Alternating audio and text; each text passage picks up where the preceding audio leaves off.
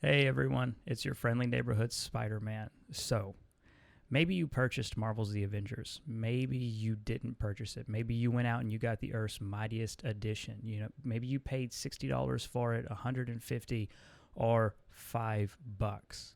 But one way or the other, I believe that you have a valid opinion in this discussion.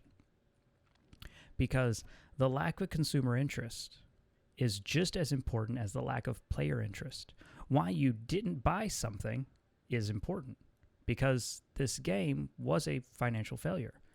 This game was a middling critical failure. Everything was very mild on it. Everything was received very lukewarm and very mild. There was no passionate player base that could keep this alive. So even the player base lost interest.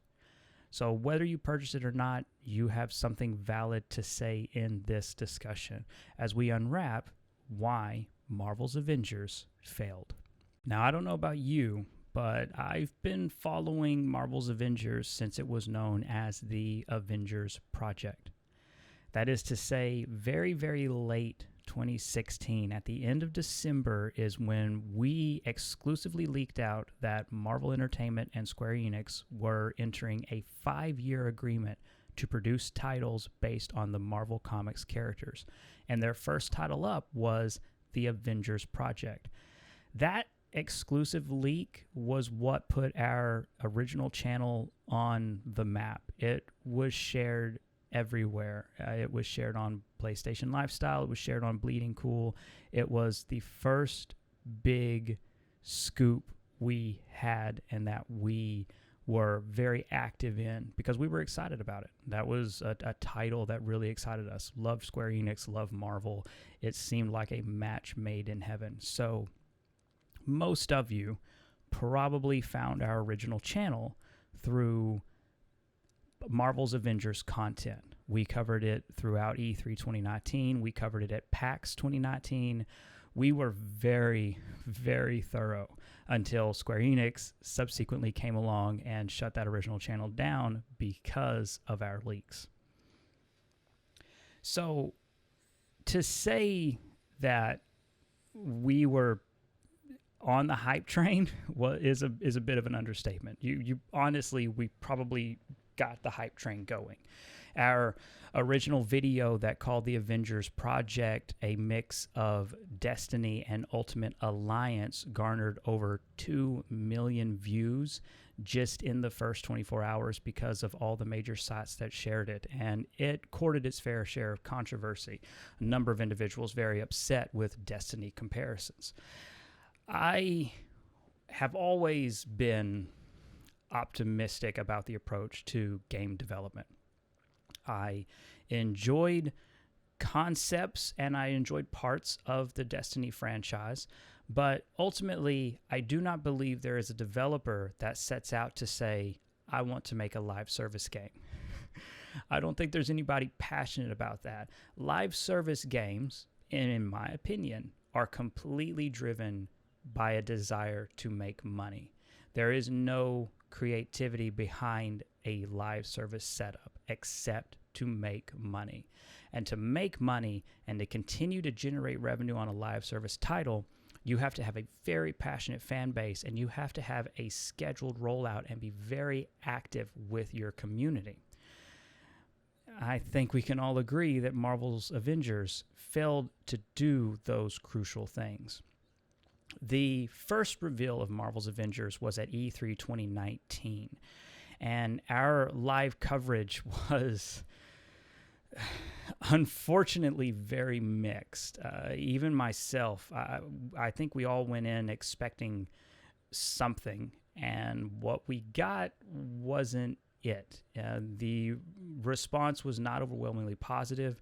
It was very middle of the ground. It was very, we don't know if this is going to work. That was a lot of the talk coming out of what was shown because it wasn't hands-on. We didn't get hands-on with Marvel's Avengers until PAX in fall of 2019. That was when we had real hands-on experience with it. So coming out of that trailer and that reveal, it felt very corporately driven. So obviously the cast, or rather the launch cast that makes up Marvel's Avengers, it is the movie cast. It is the cast of 2012's Avengers. It very much so in the spirit of the MCU, more so than the comics. Only thing it's missing is Hawkeye, and we'll get into that. And then Kamala Khan and the Inhumans, which reeked of Ike Perlmutter's involvement. Ike Perlmutter was renowned for pushing the Inhumans since the loss of the X-Men to Fox, and Perlmutter did not believe Marvel Entertainment should create content that fueled another competitor's major franchise. So the Inhumans were pushed instead as a mutant alternative.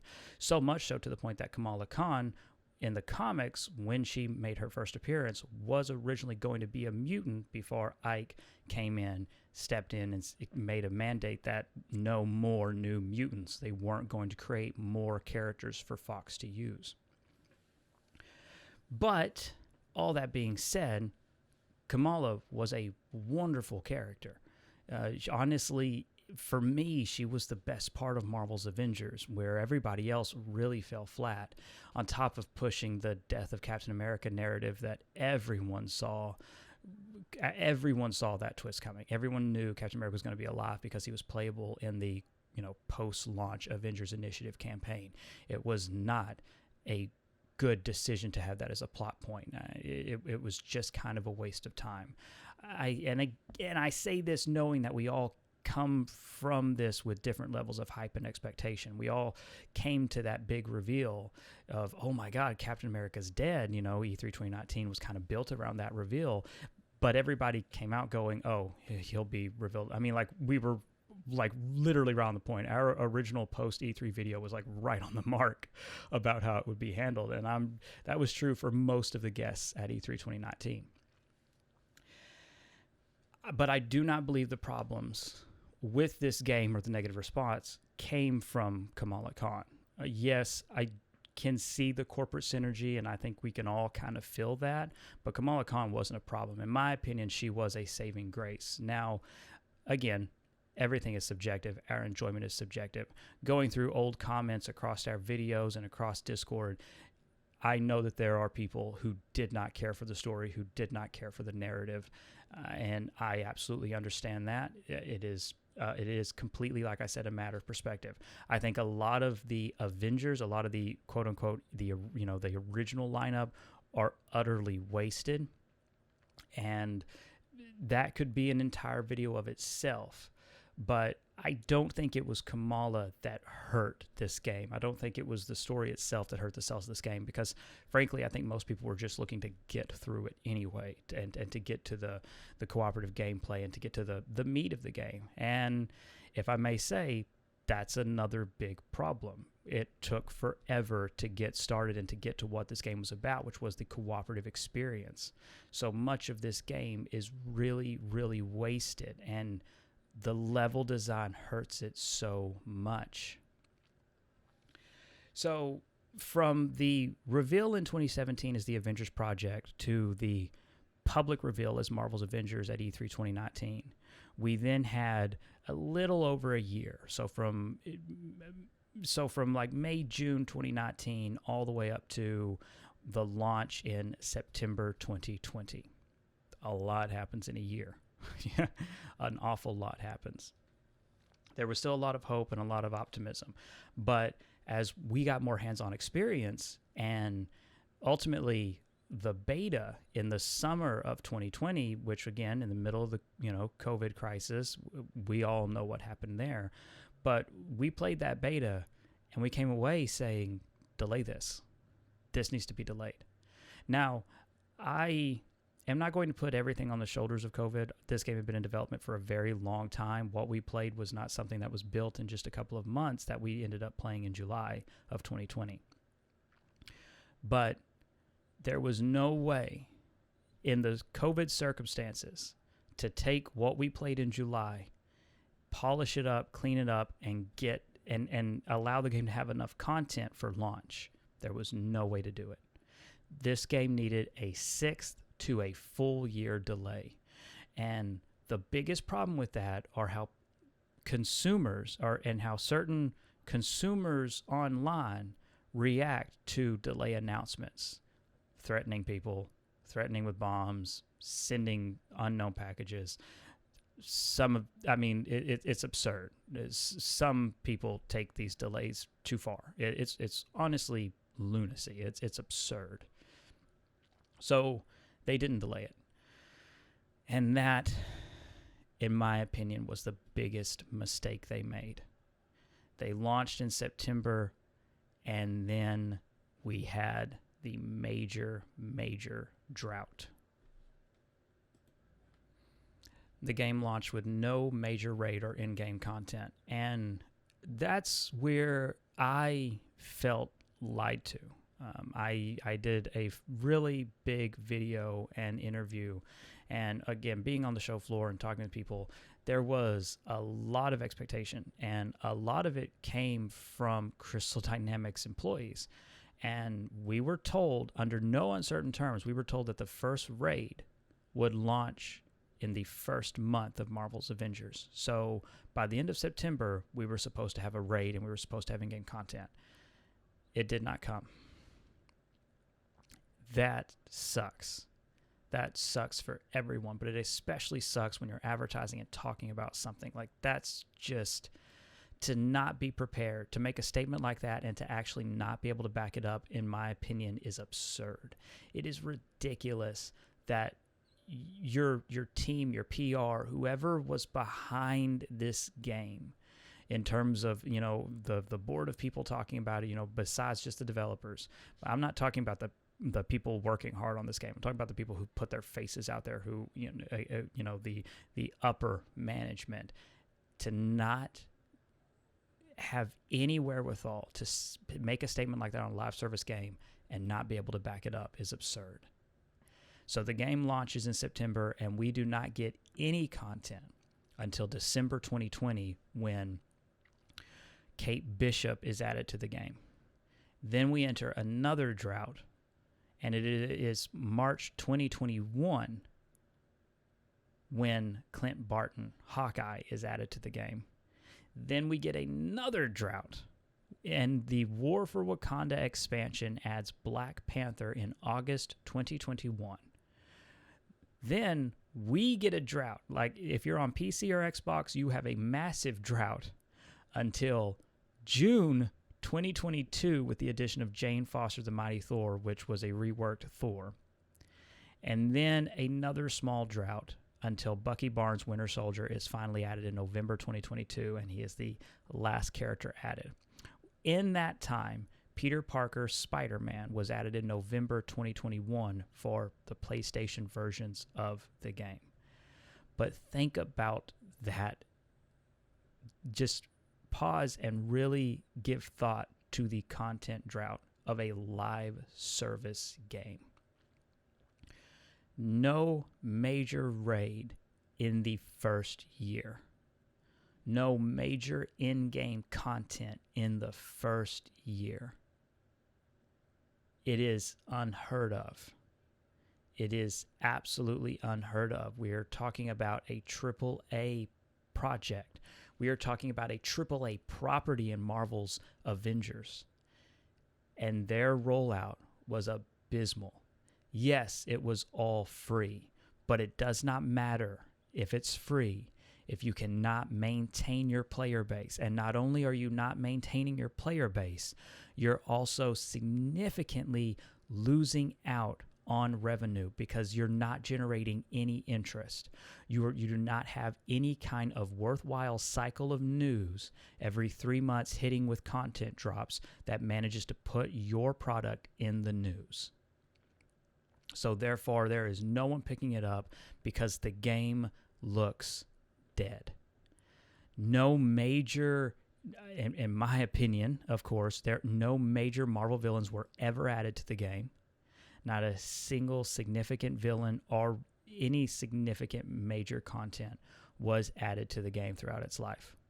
Now, that is completely subjective. That is, of course, just how I feel about it. Obviously, yes, there was War for Wakanda. But in what is a live service game, to have that and that be it. Because let's be honest, War for Wakanda was a small, to even call it an expansion, I feel is rude. I mean, I come from MMOs. Expansions are pretty significant in my opinion. To even call it an expansion is insulting. So now you look at it, and this is the life of the game. We did not have a significant rate in the first month. And then Scott Amos also said, you'll be surprised at how quickly we release characters. Look at the character rollout. There was no internal development plan. There was no roadmap whatsoever. There was no community interaction. There was no involvement with the community. It was so poorly presented. And that, in my opinion, is one of the leading causes of its failure. A live service game without any meaningful content, with droughts between content, and the droughts are far too significant. And when it does have content, you have a hero, there are no villains in between, there are no major villains with it. And again, I know Clint Barton, Hawkeye, I know he came with Maestro, but that's not going to get people excited. No Loki, no Ultron, no Red Skull, nothing of significance. And again, I know that is very, very subjective. I know that in terms of the content that is delivered is very subjective. But, we all remember the AIM cloning lab, or at least the huge debacle from it, where that was supposed to launch also in 2020, immediately after the launch of the game itself. So there is an awful lot that can be said and dissected around the marketing and community and interaction and engagement of Marvel's Avengers. But I think one of the biggest lessons that other live service games can take from this is you have to engage your community. You have to have scheduled content rollouts. You have to be able to present a map and say, listen, this is what we're doing. Obviously, the best thing is every 3 months. Every 3 months have major content drops. And then between that, you need to have world events. You need to have bosses coming in. You need to have these iconic characters coming into the game, and you need to use them appropriately. You have so many villains and literally none of them. Literally no significant major Marvel villain that the average consumer would be aware of makes an appearance in this game. That's unbelievable. Because who is this game for? It's advertised and treated very similarly to the MCU. It's not really treated in terms of like an homage to the comics or cartoons. It's very much so in the spirit of the MCU. But the MCU fans, those movies made billions of dollars. They did not turn out for this game. They didn't. They did not turn out for this game in any number of droves. Now we can speculate, and obviously this is speculation on why they didn't, but there is no draw to this. The characters are wooden. They're flat. Outside of Kamala's narrative, they leave no lasting impact whatsoever. Yes, the combat is very engaging, but the enemies are not. The enemy types are not. The variety is not engaging. The level design is not engaging. None of the content was engaging. It felt very soulless. It felt very corporately driven.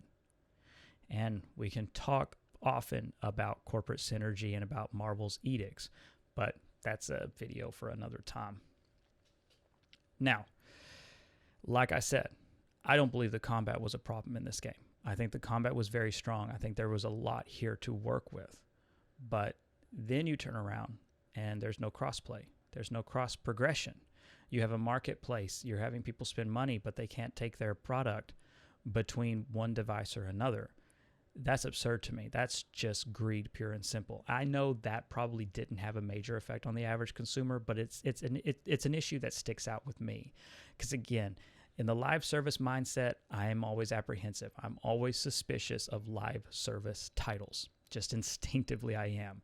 Like I said at the beginning of this video, developers do not set out to create live service games. The live service as a game is not a passion project. Live service is greed, pure and simple. And I understand completely if you don't feel that way, but that's very strongly how I feel. Live service is greed, pure and simple. Avengers needed a 12-month delay, and its live service needed to be heavily reevaluated. In my perspective, Avengers didn't need to be changed. You don't have to change the spine of it. You can still have the gear. You can still have them chasing gear. You can still have all the standards of that. But if you look at post-launch and you want to talk about expansions, imagine 2 to 3 expansions spread out, where each expansion nets you 4 to 6 heroes and a handful of villains and major content updates that you would have to buy. Now, see, that's the difference. You'd have to buy the expansions. You buy expansion 1, expansion 2, expansion 3, hopefully, and again, spread throughout that are these heroes. That would have been a successful blueprint. That would have been far more successful. And you could have narratively tied those things together. So imagine an Ant-Man expansion. Now, naturally, that would come with Ultron. And it would also come with Ant-Man, Wasp, and Vision.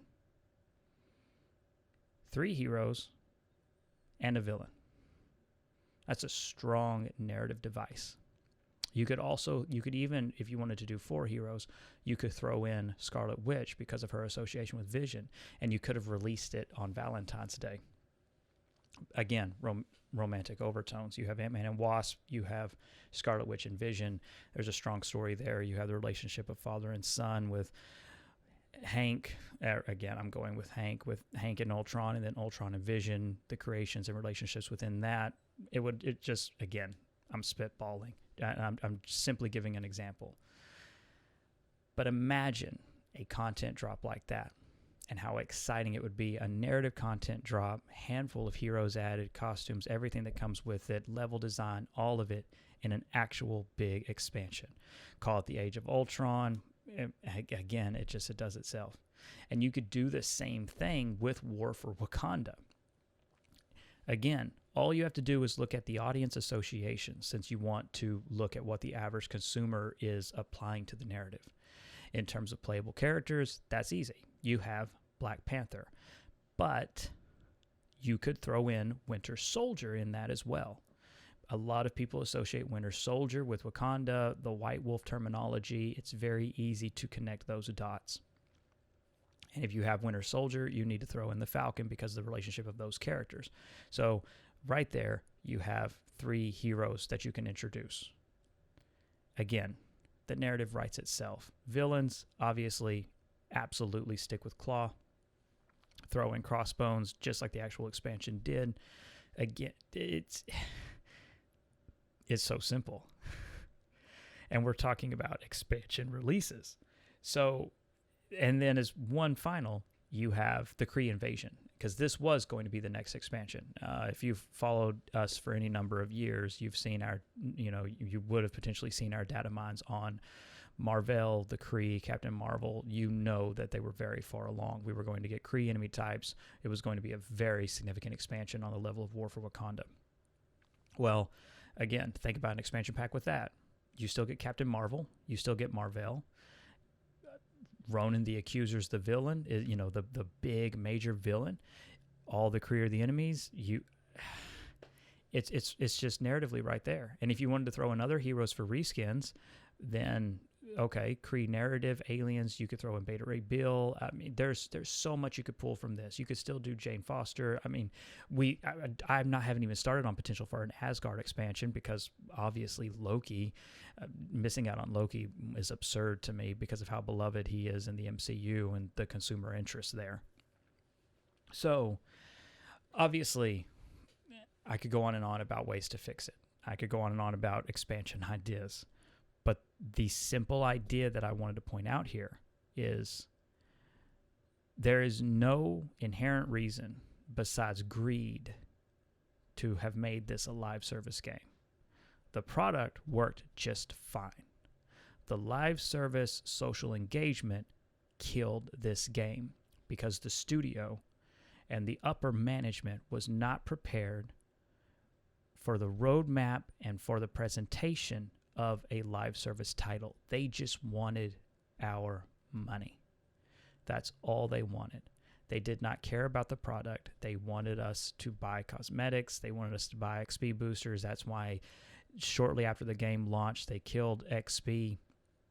And they really nerfed the amount of XP you could get and then started selling XP boosters.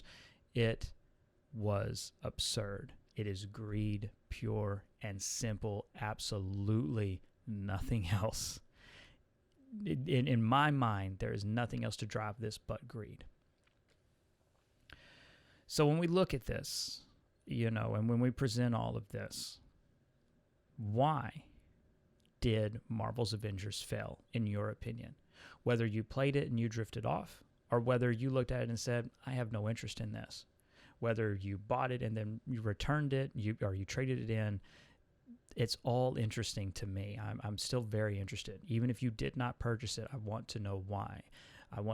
Because it's a part of a larger conversation. As someone who is actively developing a game, this is meaningful. This is a meaningful conversation for me.